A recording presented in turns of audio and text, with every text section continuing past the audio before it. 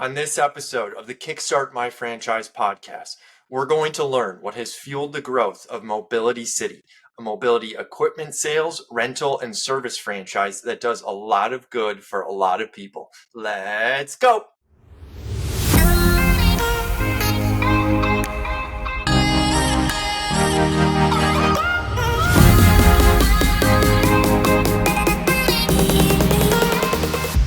On today's episode, we have a very exciting guest. She is the CEO of Mobility City. Please welcome Diane Baratta. Thank you for having me on your podcast. Thanks for joining us. We're very excited. I'm here to tell you all about Mobility City. Awesome. So we'll start with the basics. How did your franchise start? Give us a bit of the history. Very simple. My husband, Vinny, we are both the founders, and we started this 4 years ago. And since then, we have sold 54 units throughout the country. And we started as a little mobility equipment store. Vinny was in that business his entire life. And then I joined from being a hairdresser. I joined because I had a previous husband who had been very sick, and he was in all of this equipment. And this is how it all came to be. He was, unfortunately, he had to drive to dialysis in a power chair, and the power chair broke down, and I couldn't find anyone to repair it. And it just didn't seem possible that you could get your car fixed, you can get your lawnmower fixed, but you can't get a piece of mobility equipment fixed. And he needed this for his everyday survival. So I called and called and called, and I couldn't find anyone other than out of my range, which was in Fort Lauderdale. And it was a Mobility City, and it was Vinny that answered the phone. And he said, yes, that's what we do. I can send a truck up there to help you. And he did. And they fixed his power chair, and life was as good as it could be. But I also had everything else in my house. I had the walkers. I had to lift that chair. I had everything. I knew what it was like to be dependent on mobility equipment. And also, when you can't find somebody to fix it, what do you do? Where do you turn? So unfortunately, my husband passed away a couple of years after that. I never knew Vinny, never met him. I only met the technician. And my best girlfriend convinced me to go on to the dating sites and meet someone. So I was very fortunate. I met a Vinny Baratta, and he invited me for dinner. And as we were talking, like I'm speaking to you, it was like, okay, what do you do? And what do you do? And he said he has this Mobility City in Fort Lauderdale. And I said, is that the company that came out on a Saturday afternoon? And he said, are you the girl that was crying on the phone? And it was, how did that ever even, it was just a very strange, unusual, meant to be situation. So I was still working as a hairdresser, and Vinny asked me, would you like to work at the store with me on your days off? And I said, well, yeah, okay, I'll try it, which I knew nothing about it, but I knew what it was like to be on the other end of the phone. So I was very good at taking the calls, and I was also good at marketing the business to facilities, and the business just started to grow. And one day he said, I think this is a franchisable model. He said, what do you think? Do you want to do it? And I thought, why not? Because I think it is something that's very needed. So Vinny had the brain to do that. And we started out with a tiny little bit of money, and we invested everything we had in it. And it just clicked. It really clicked because it's not something you wake up and think about. But if you're in those shoes, it's all you think about. How are you going to get to the bathroom? How are you going to get to a doctor's office? How are you going to sleep? And that's how it started. Awesome. Yeah, what a fantastic story. And I think it's kind of goes along the line of the riches in the niches slogan. That's one of those industries that you don't really think about a whole lot unless you're in that situation, but there's obviously huge demand for it. There is. Can you talk a little bit about the types of services you guys offer? Are you selling actual equipment? what will people find? Is there a retail location? Yes, we have a beautiful retail location. Everybody has a mural up of a piece of their city and what it looks like. Of course, we're located, the home office here in Boca Raton, Florida. So we have a picture of palm trees and the beach and the water, and it's beautiful. And we also have a racetrack, and the racetrack is for people to come in and pick out a scooter of their choice and drive it and see if it fits their needs, their height, their weight. So we sell equipment out of our our storefront locations. We also rent equipment and we also repair. So if your mother or your grandmother was in a piece of mobility equipment and obviously she couldn't get it to us for repair, she calls us and we come out to your home or facility and we do repairs. So we do everything that's needed for you to be extend the quality of your life, and even if it's in some little way. Fantastic. And what is a typical split, across those different service lines? I'm sure it varies a lot by location, but is It it roughly, a third, a third, a third, or Yeah, like how do you? it is typically a third, and a third. We do a lot of rentals. There are people that want to buy something and they're still a little hesitant. Do they need it? Do they like it? Do they really want it? So I say, you know what? Rent it for a weekend and see what you Mhm. think. See how you can manage. What is it going to do for the quality of your everyday life? So rentals are about a third. Repairs are definitely a third, could be even more because we have over 125 national accounts. So all of these manufacturers in this country, we are affiliated with them. We're on some of their websites that if they're having a problem with their piece of equipment, they'll look up your zip code and they will send the customer to us. So we do white glove deliveries, we do repairs. So the service, the rental, that is, I would say they're all equal parts of our revenue stream. 125 national accounts. That sounds like very enticing, as somebody who could become a potential franchisee. It is. What is the advantage to me? Like if I join as a franchisee, what happens? What can I potentially get from that? The advantage is, of course, we're going to teach you how you're going to be on Google and you're going to come up first and how you're going to be in the local newspaper.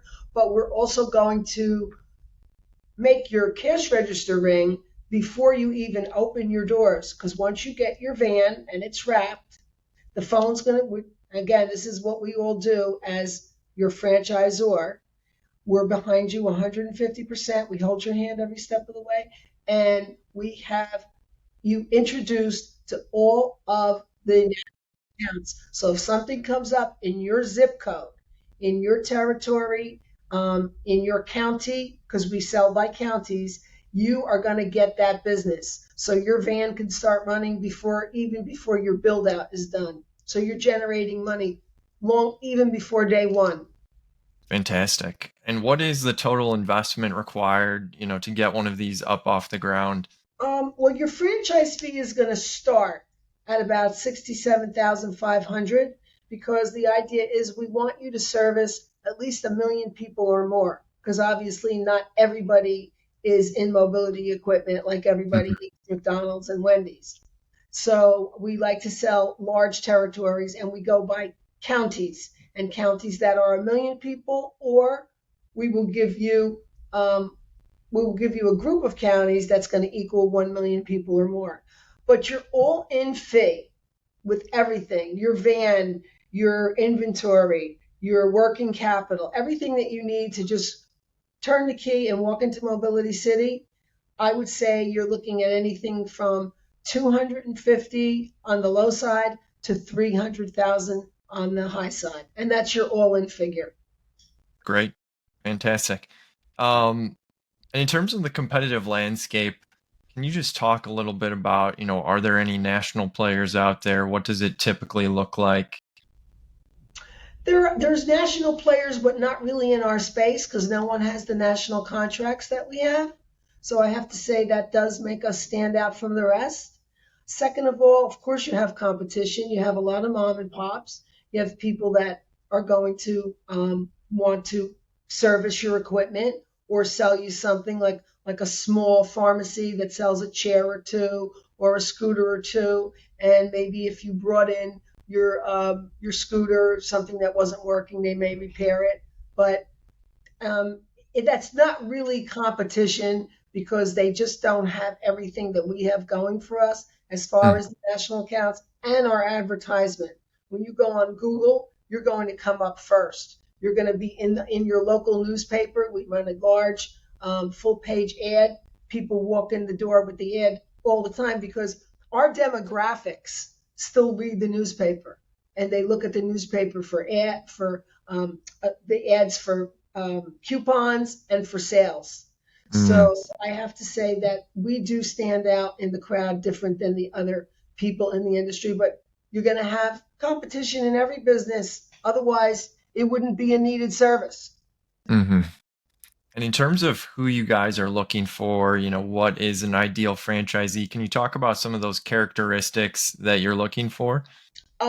If I could pick, if I could paint a picture of the perfect person, it would be someone with an entrepreneurial spirit, someone that wants to really be successful and wants to invest in their self and grow their business more than just one, multiple stores. We have a lot of owners that are doing 2, 3, 4, and 5 locations because they found that it's very it's very serviceable to their lifestyle. They like it, and I mean, it could be anybody. We have people from school teachers to IT people to all different types. But that entrepreneurial spirit, if you have it in here and you have a heartfelt here for helping someone that's not as fortunate, Tim, as we are, we take it for granted. You get out of bed in the morning and you rush to the bathroom, and there are so many people out there that can't do that.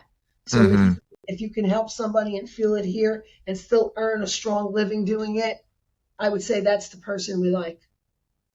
Fantastic.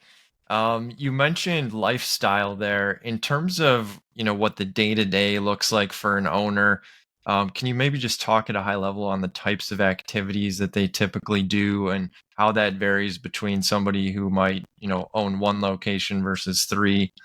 Sure. Well, we want our owners to run the business. We want them to manage the employees. And if they have to go from one location to another location, that's okay. But they have to make sure that you have the right foundation in your locations. So your employees your staffing is very, very important.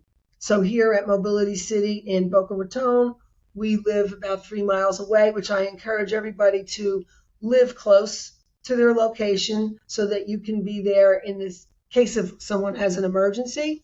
We like to come into the store and help people, even if it's on a holiday. We will do that. We start at nine. It's a 9 to 5, and on Saturdays it's 10 to 2. And you come in and you get your store going and you get your vans loaded because they're out for the day with doing either local work, either local service work, deliveries, or contracts or national contracts. So your day's busy from beginning to end, and then you have to have your floor person, the person that your customers, and make them feel comfortable and see what they need and how you can help them. And the phone's ringing, so you're doing rentals and you're doing repairs. So it's a busy day. Which Sounds is like it. okay. Your business you want it to be. Right. Sounds like it. Last question. In terms of, the item 19, that's something that's always of high interest to a lot of people. Are you able to comment at all about, what people might see in your item 19? Absolutely. Our item 19 is going to show. It shows the item 19 comes from the corporate center, which is right here in Boca Raton, and it shows a store in a 2 year in 2 years close to $1 million or more. And it's also showing a 27% net profit to the owner. And that's going to include 4 employees and 2 vans. Mm, So I think that's pretty strong to start out in a startup business and see those kind of numbers. Could be even could be even sooner, but I'm showing you from the corporate center on our item 19. absolutely. Those numbers sound very, very enticing. Awesome. Well, thank you so much for joining us today. We really appreciate your time, and looking forward to continuing to do business with you. Oh, you're very welcome. You're very welcome, Tim. It was my pleasure, and I hope that anyone that you're working with out there will at least give us the opportunity to show you a PowerPoint presentation because, like I said before, this is not the business that you wake up and say, okay, I want to repair wheelchairs. But until you get to know what it's all about through people like yourself, some people say, wow, I never even thought of such a thing, but I like Mm, it and I feel it. So thank you absolutely. again. Absolutely. Thank you.